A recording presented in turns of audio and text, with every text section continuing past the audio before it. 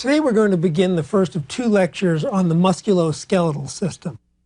And we're going to reverse the usual order. I'm going to talk to you mostly about the physiology of muscle contraction today, and then tomorrow we'll move on to how that physiology is applied in the physics of muscle movement and body movement. Basically, the function of our muscles is to provide stability and postural tone to allow us purposeful movement. So we need to be able to stand, we need to be able to hold positions, and we need to be able to go where we want, do what we want. It's also a major regulator of organ movement, so that the smooth muscle in our organs, the autonomic nervous system, can help us move. And it's also a way to generate heat. That's an important aspect of the mass of our muscle, is actually just the generation of heat. We are about 50% muscle in our body. It's one of the biggest masses in terms of weight. We tend to think of bones as heavy, but they're much drier than the muscle. Muscle is mostly water, so it's a great volume and therefore a great mass. We also lose heat relative to the square meter surface of our body, to surface area. We generate heat from our volume, from our mass. So that tends to be a function of the cube of our body, whereas loss of heat is the square. This is why the smaller the animal, the faster the heartbeat to maintain body heat. You have a hummingbird whose heart beats at over 200 beats per minute all the time, because it only has a very tiny mass developing heat and a relatively big surface area for that mass to get rid of it. That's why pizzas cool so quickly. As you go up the line, you get a relatively bigger mass cube to the area, which is the square, and the bigger you get, the more effective that is. So elephants, for example, have a lot of mass relative to their square area. They don't need to generate a lot of heat, and so their heart rates are down around 20, 25. Ours are somewhere in the middle, around 80. So this is a rather important function that we never really think of until you're very, very cold. And what is the first thing your body does? You start to shiver. The shivering isn't your sensation of being cold. It's your body trying to provide more heat by rapidly contracting the muscle to get the heat generated. When we have fever and chills, we kind of get mixed signals. Our body temperature is very high, yet we feel cold, and there's a confusion there. We start to shiver and shake. And we have a very narrow range. We have to maintain, for survival, a body temperature between around 93, at which point your heart stops, and 108, at which point your proteins in your brain will denature and come unfolded, and you'll have permanent brain damage.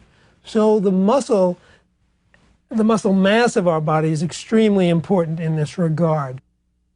Now, muscles can only shorten actively. They cannot lengthen actively. That's a passive motion. So in order for me to contract and raise my arm, my biceps has to contract. I can't push my arm down with my biceps. That takes another set of muscle. So all our motion is done in muscles that are in pairs. And then finally, muscles are also conductors, just the way nerves are conductors, and they're highly excitable. They respond to electricity by shortening. Now, we have a number of kinds of muscles, and I'm going to go back and do a quick review of that. We have first skeletal muscle, which we've talked about a lot.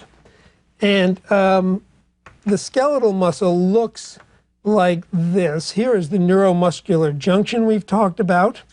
And the skeletal muscle is in sarcomeres, which are lined up in bundles and little fibers the way we see here.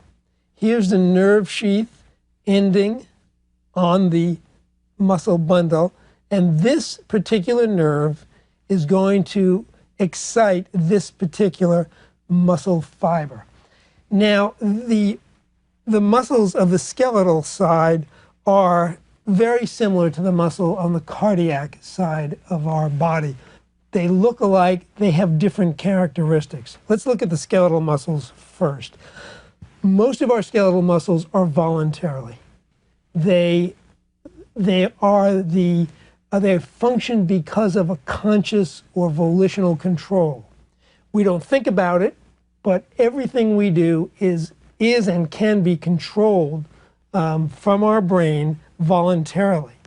Lots of them we don't think about. We really don't think of our postural muscles, the muscles of our back holding us erect, certainly not the muscles in the back of our neck holding our head up. But if you want to try to prove to yourself that that is really a volitional or voluntary muscle, just think about what happens when you fall asleep sitting in a chair. The first thing that happens is your head falls down because you have lost conscious control of your neck muscles. That usually wakes you up. So almost every skeletal muscle that we can think of has some voluntary component to it. There are a few that don't. The small muscles in our ears don't. Those are completely automatic and we're not conscious of those. Most of the muscles are what we call striped or striated muscle, and they're striated for a very special reason. These muscles, if we focus in here, are compound structures that are made of several elements. And what happens when we get down to the level of light and then low power electron microscopy, we start to see patterns of stripes in these muscles right here. Here you can see elements of the nervous system coming in. There's some lining cells with the nucleus, but we have what are called myofibrils. These are the small units of a single muscle fiber. Now, what these lines are, these are overlapping molecules of the very basic structure that makes the muscle work. If we move down even lower and go to the highest power, we see what are labeled as bands. There's an A band, an H zone, and so on. And these are merely names we've given the microstructure of muscle that we can see now down at the giant molecular level. What we have is two basic elements. One is called actin, and that's represented in green here. And the other is called myosin, which is represented in red. These are filaments. The actin is called the thin filament, and the myosin, the thick filament. And if you look at it very closely, it has little spurs. They both have little spurs, and there's an organization. Here they're held together, the actin fibers, with this so-called Z disc, so they form a unit that functions together. During muscle contraction, what happens is that the two sets of spurs ratchet up on each other and cause contraction. We have only active contraction. Relaxation is passive. Now, this kind of muscle is the most common in our body, and muscles tend to be actually a rather weak substance. They have the power to pull with strength and force, but the muscle tissue itself is easily torn, easily cut, and easily separated. It is not a strong substance as some of the other fibers in our body are. Let's compare this a little bit with smooth muscle. This is a micrograph representation of smooth muscle. And what you want to remember here is that these muscles are only called smooth because they don't have the stripes. When we first examined these under the microscope, we noticed they were different because they were not striated. These muscles tend to have more irregular bundles.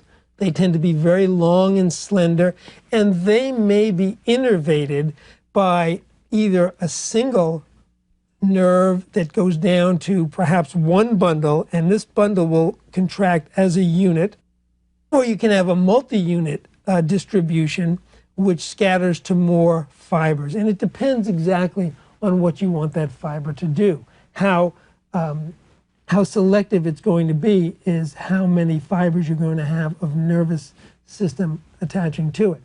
Remember, these can also be fired by chemicals directly, such as epinephrine circulating in the system, and they tend to form in interwoven clusters, such as these, and this is what it looks relaxed as opposed to contracted. Finally, we have most of these muscles, by the way, the smooth muscle, for the vast majority, are not under a voluntary or conscious control. They tend to regulate the size and shape of our internal organs, such as stomach, intestine, or the vessels, or our bronchioles. That's where we see smooth muscle. They also tend to be in glands. Glands that secrete saliva, for example, will have smooth muscle that squeezes the gland and ejects the saliva. Finally, we come to cardiac muscle, which is also striped and tends to function very much like skeletal muscle. And it has its Z disc and the different lines and bands that we saw in normal skeletal muscle. It's arranged a little differently, though. The fibrils tend to not only line up the way these do, very similar to the way skeletal muscle lines up, but it also lines up and joins other bundles in a branching manner, so it tends to have a more coordinated and unit contraction. When part of the heart contracts, for example, in the ventricle, the whole thing tends to contract together. Whereas in your biceps, you can recruit very small numbers for very light weights, for example, or small motions, or more units if you want to recruit them for big motions, heavy weights. The cardiac muscle is involuntary. It is autorhythmic, very much like the smooth muscle, and it functions also as a built-in pacemaker. If you remember, some of the muscles in the cardiac bundle differentiate to become almost purely conduction fibers. So those are the three kinds of muscles we have in our body. The nerve supply to these muscles, almost all of the muscles in the body are stimulated by motor neurons. And the cell body is in the spinal cord of that lower motor neuron. We looked at that in the nervous system. And these tend to go out through the roots, the anterior root, and then go into one of many kinds of divisions and reach the muscle fibers. So here you could fire with a single signal from the upper brain that hit both these nerves. You could fire all 5 of these muscle fibrils, or you could fire 3 or 2, depending on which of these fibers you wanted to hit. The brain can very selectively fire to muscles so that it gets exactly the amount of contraction it wants. All our muscles are very heavily supplied with vessels and capillaries, both arterial and venous. Great deal of bleeding when you cut through muscle, because it's very just saturated with blood supply because of the high energy demands. And we have something called a motor unit. The motor unit is composed of the motor neuron and the fiber that supplies it, and you may have as few as 10 muscle fibers being supplied by one unit. You may have as many as 2,000. The larger muscle groups, for example, in the back, thighs, the really big ones, would have bigger motor units being supplied by fewer nerves. You don't need fine discrimination in your back muscles. It's a postural muscle. You're either holding up the back or you're not. You're slumping. On the other hand, in the fingers, you've got the finest movements. Same thing with the eyes, the movements of the eyes. All those are regulated where you have much closer to a one-to-one selectivity of nerve fibers going into smaller and smaller units, both sensory and motor. But in our case here, we're interested in the motor unit. So for fine discriminated movements, you want a much closer ratio of nerves to muscle fibers. When a motor neuron fiber fires, everything in its unit fires. Okay, you cannot regulate how much of that unit is going to fire. And the way it works, we have seen before that the motor unit works by firing the small vesicles of acetylcholine in most cases, and in the nervous system, sympathetic nervous system, norepinephrine. We have the synaptic end bulb right here, which is touching the muscle fiber. What nature did not want to happen was for the excitation of the nerve to be continuous. It wanted more discrimination. It wanted this process to start and stop, albeit in microseconds, so there was very definite beginning and the end of every contraction.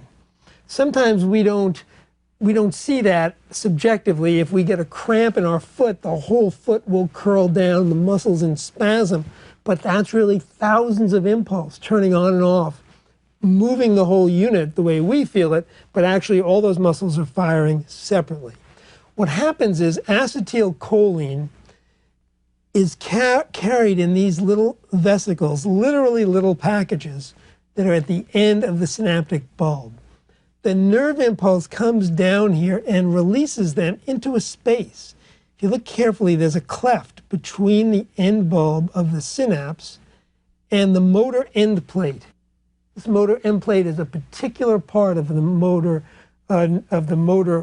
body. It is not up and down the entire muscle itself. I'm sorry, I said motor body, I meant muscle body. If you look at this side at a close-up, what we see here is we have receptors on these fibers, and these receptors are geometric receptors ready to accept the chemical acetylcholine, here shown as little diamond-shaped pyramids. They fit into these, and when the acetylcholine hits the ACH receptor, it opens a channel, and sodium, which is high in the extracellular fluid, rushes in with its electric charge, and that's what we call the depolarization potential. Now, immediately released is acetylcholinesterase. That's the enzyme that breaks down the acetylcholine and stops this from happening. It's, again, a millisecond response, and the entire process stops. And there is something called a refractory period. There is a period in which no further stimulation of any magnitude, electrical or chemical, will open up those receptors again and make the muscle fire. What's happening at that point is the muscle is repolarizing. It's pumping out the sodium, and it's reestablishing the sodium-potassium balance, the plus-minus charges on its membrane, so it can fire a second time. And that refractory period is a very real fixed period of time as to how much time it takes to get all this repolarization done. But we have millions of fibers in all of these, and they're not all firing together. They're firing at different times. If the brain stimulates a muscle hard enough, it will again appear to us as if the muscle is firing all together. It's called a tetanic contraction. And for example, if I were to electrically stimulate my arm so it was even more than my brain was doing, if I stimulated those nerves, it would sit there and do that, just constantly firing full power until there was exhaustion, and you would have what's called post-tetanic collapse and relaxation. Now, in the firing of muscle fibers also, you have to have relaxation of the opposing muscle. If I fire my biceps, it requires that I relax my tricep. That's all involuntary. We also know that our muscles have these stretch receptors in them. So from a practical point of view, if you want to stretch your muscles the way we do before exercise, you should not be doing it quickly. For example, we're always told not to bounce when we're trying to touch our toes. But because we have these stretch receptors that you saw when we talked about the knee-jerk reflex, the spinal reflex, and if those get pulled quickly, they will make the muscle contract. If they get stretched very, very slowly, the muscles will allow themselves to relax and go to a greater length. If we move along now and talk about the kinds of muscles we have, because they're not all the same. In the last about 2 decades, we've discovered that there are several types of skeletal muscle, and it involves very similar chemical reactions, but with very different results. And people say, oh, I'm a good sprinter and my brother's a good long distance runner, are quite right. They have different kinds of muscles, and I'd like to tell you about those. The slide that shows this best is the ADP-ATP energy cycle. This is one of the most fundamental cycles of energy production in the body. It's common to very, very many different kinds of energy production. And I've saved it for here because it applies very well to the muscle contraction that we're studying. If you look at this slide, we have two chemicals. One is called adenosine triphosphate. The other is adenosine diphosphate. Think about a rock being pushed up a hill to the top of a mountain. When you have adenosine triphosphate, you have a potential energy in this molecule. If we release one phosphate, the process releases energy and is able to do work using other small molecules. So if we perform work, we release one phosphate from this molecule, and the result is adenosine diphosphate plus a free phosphate in solution. It's as if we took the rock at the top of the hill, gave it a push, and let it roll down. We have converted potential energy to actual kinetic energy, the energy of motion.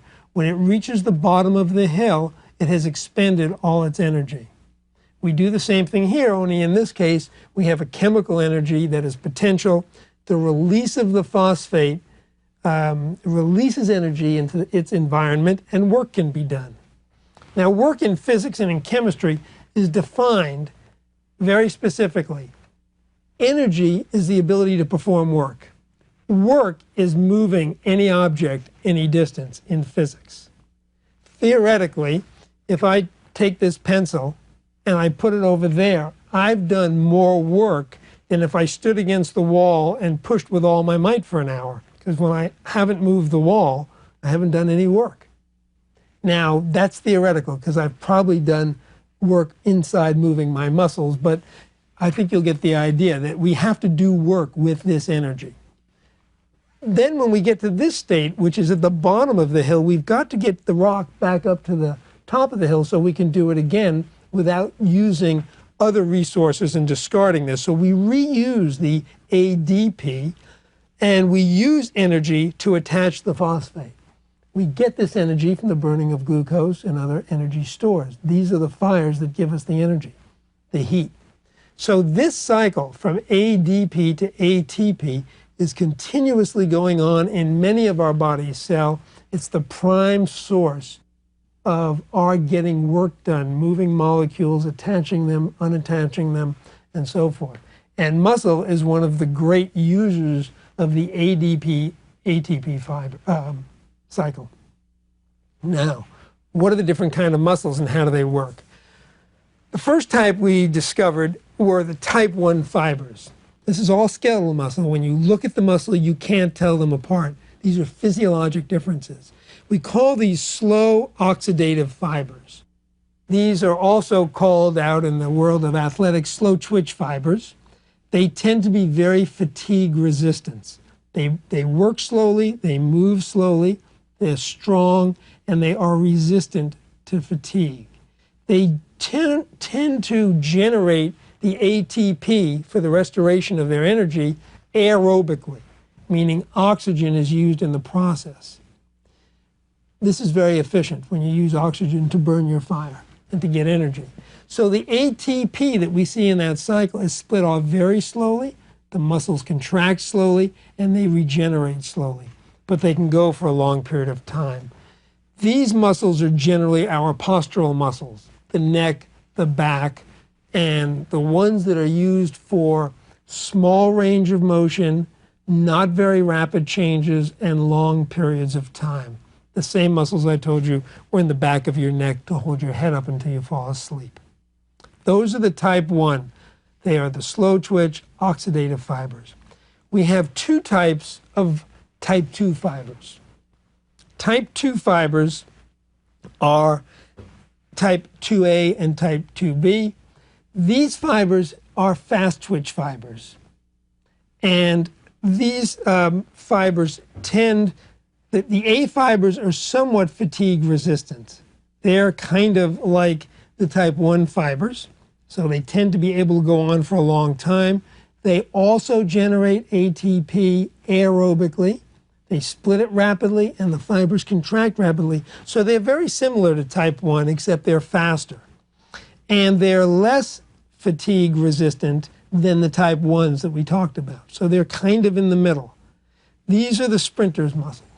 These are the strong calves and thighs that drive a sprinter down the track.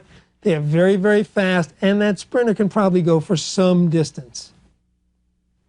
We then move to the type 2B fibers, and these are fast-twitch B fibers. They fatigue very quickly.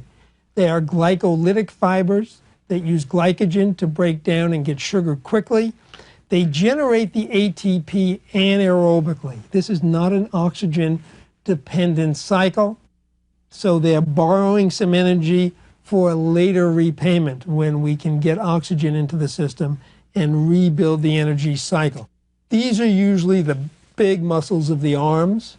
They can generate a lot of power, but they will tend to build up something of an oxygen debt. Now, the muscle categories we talked about are assuming you had very clear-cut divisions. As I said, when you look at the muscle, you certainly can't tell what kind of fibers they are. You can actually check under a microscope and see some characteristics. And if you did biopsies on your calf, your back, your shoulder muscles, you would see differences. You would also see differences between individuals using the same muscle. So those people who say, I have a greater ability to sprint, but I'm really not a long-distance runner, are probably correct, because almost all your muscle groups are combinations of type 1, 2A, and 2B in different proportions. The muscles of different people vary from birth. You are endowed with a native ability to do different types of performances, either in athletics or work, by what combination of muscles you have, by your body habitus. And you are, to some extent, able to change this. So this mixture is not set in stone. The shoulders and arms are used in short bursts. So they need more of the type 2B. But if you did something like repetitive, long-distance rowing at a lower level, you would actually change the proportions of your muscles. You could not overcome your nature entirely, but you could certainly make it different. The large muscle groups in the legs that we're going to show you in detail next time, they need both postural fibers, because you're standing and supporting this low level of contraction all the time. And sometimes these can be trained, though, to have fast twitch fibers, so you could be a sprinter as well. And different exercise programs will do this for the athlete. Muscle fibers get their contraction at their greatest stretch. So when you stretch fibers a little bit, short of that sudden stretch reflex and not overstretching them, when we set muscle fibers up at a slight stretch, they'll get a more powerful contraction. And this contraction can be maintained for long periods of time. We get pathologic situations in which the brain may fire for too long a period of time, or inappropriately, or non-selectively. So there are examples in physiology, for example, in epilepsy. We've talked about grand mal epilepsy, when the brain is just firing the whole brain at once and all the parts of the body are contracting at once. This is the patient having a seizure. That patient will often develop very characteristic positions based on the strength of the muscles. One position is called opisthotonous, in which the head is thrown back. You'll see the patient on the floor, but they will often be up on the back of their skull, because the muscles of the back of the neck are far stronger than the muscles in the front. They're firing both at their maximum, but they are overcome by the muscles that are thrown back. Now, the muscles of the arm are another one, and we see this very typically in patients with spastic paralysis. You'll see the patient in this position. because, again, the adductors of the arm are stronger than the abductors, and the firing of both will keep them both in here at the side. The flexors of the arm, the biceps, tend to be stronger than the triceps, so the arm is pulled up. What we call the pronators, which turn the palms over, are more powerful than the supinators. So the hand is turned into this position. And then you might wonder why the fingers are straight, because the flexors of the hand are stronger than the extensors, but with the wrist forced down in this direction, the extensor tendons are pulled so hard, and you will see paralyzed patients often in this position. They have a spastic paralysis, not a flaccid paralysis, and this gives us the very typical picture of that kind of muscle apposition and opposition, and shows us very clearly which are the strongest muscle groups. Now, muscle tone is measured in a couple of kinds of activities that we are interested in.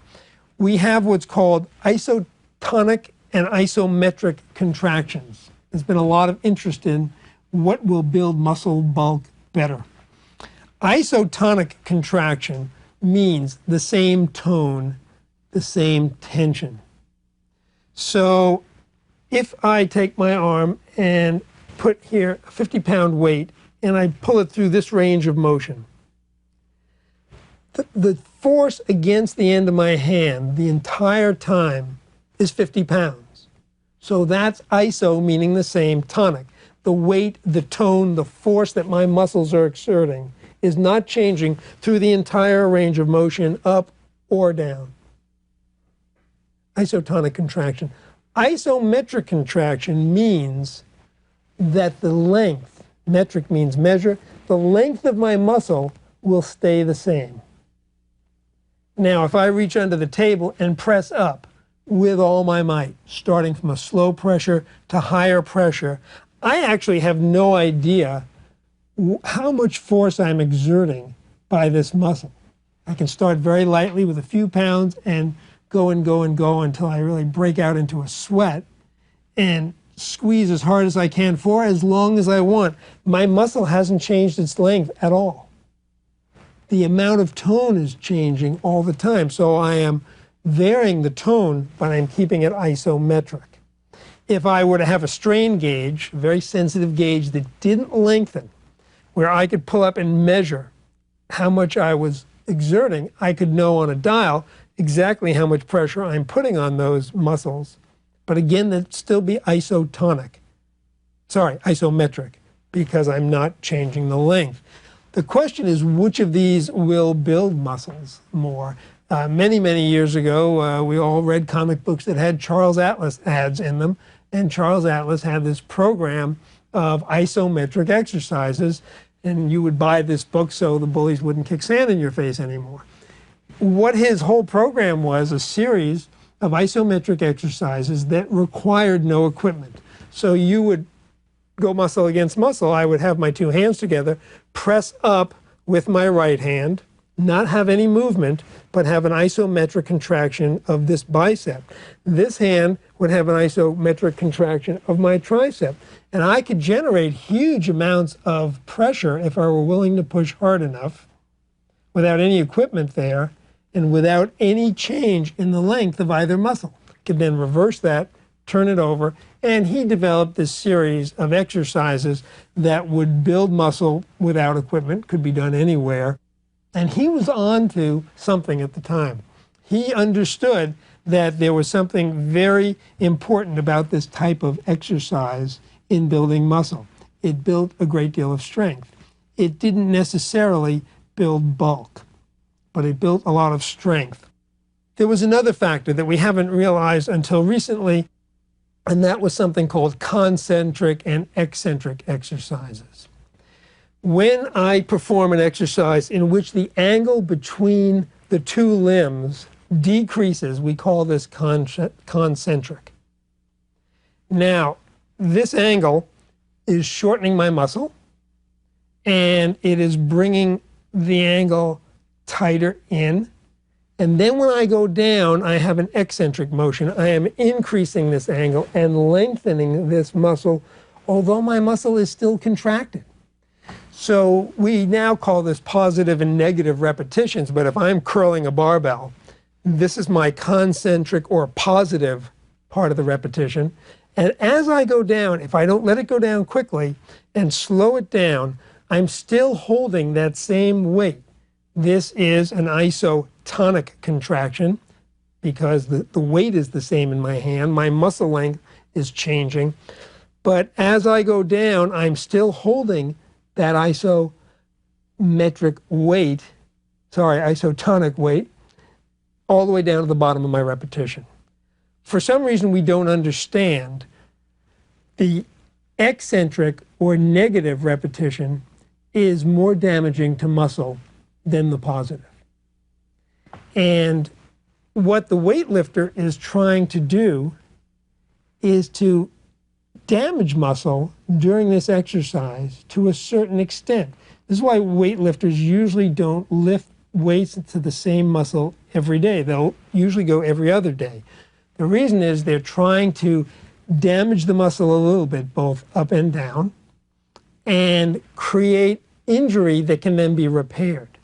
The body then comes in and repairs the muscle, perhaps better than before if you give it enough protein, energy, and time. And so this is how the lifters build both bulk and strength by constant damage and repetition. However, you have to be very careful because it's a very fine line between destroying muscle, rebuilding it better, or creating an injury that's not going to heal as well.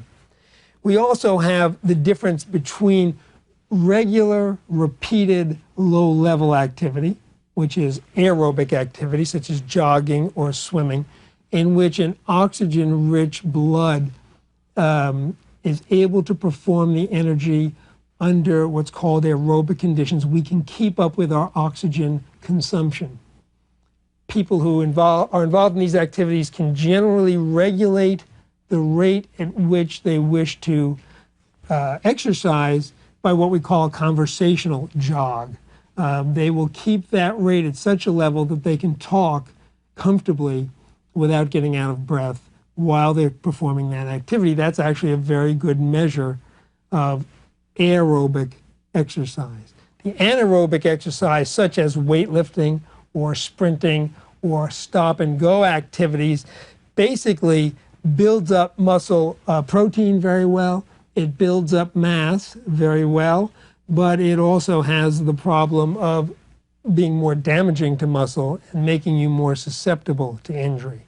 Today, it's recommended that people concentrate on a combination of both, depending on the sport they're training for, the age of the athlete, and their physical ability. Now, interval training is another solution to this dilemma of how exactly one should train. It's a way of combining both anaerobic and aerobic exercise at the same time. What one can do either cycling or running or rowing or any other repetitive activity. You can take a segment, let's say a mile of bicycling at a certain aerobic rate, and combine that with then an interval of very anaerobic activity, such as a sprint, and then go back to your aerobic rate and keep alternating your intervals of hard and less hard activity. This seems to be very, very beneficial for a very wide range of activities. And lots of different athletes at all levels are training this way. We also have noticed an increase in interest in anything that has gravity involved in it, such as upright sports and weight training. Apparently, the effect of putting tension on the bones, the muscles, after all, are attached to bones, and using gravity against the force and weight of the bones is very good for the bones themselves. People and athletes of various kinds who, as they age, tend to lose bone density can find themselves reversing that problem and increasing or maintaining bone density as long as they're doing activities that involve either gravity or hard weight training.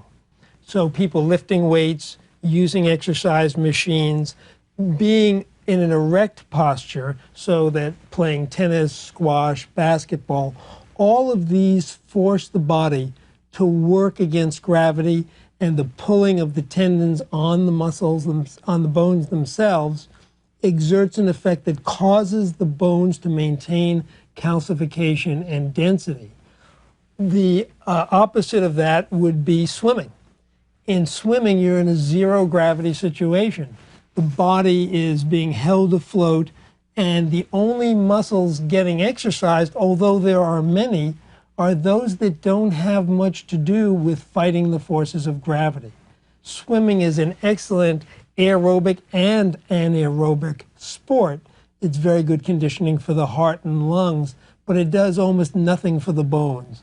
So people who choose to swim for many reasons, there are lots of people who, as they age, have arthritis problems, have joint injuries, and being in a state of suspension where gravity isn't too much of an issue is very good for them.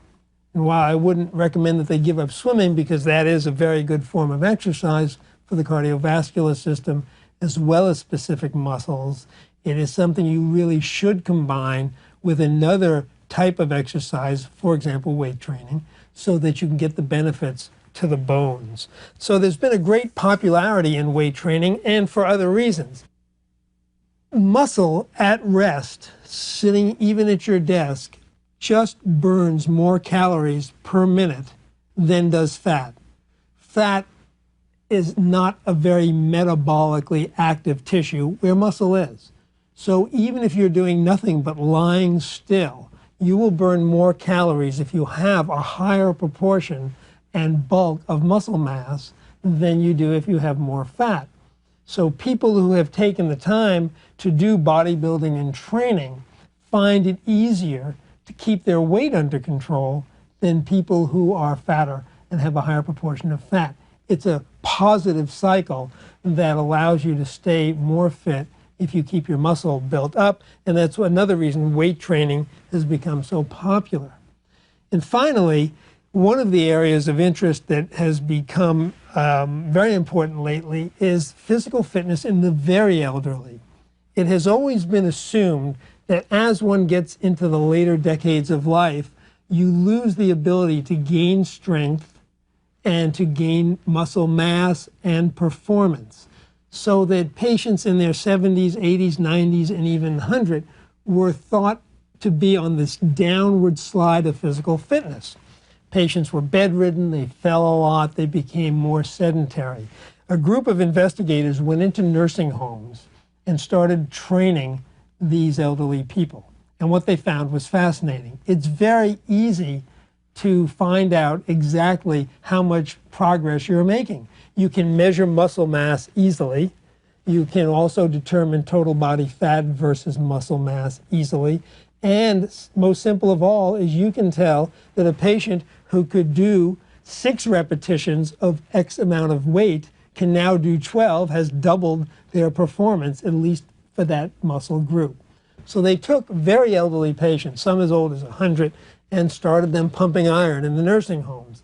They had a very careful program followed by the doctors, and a steady but determined progress for these patients in all their muscle groups with free weights.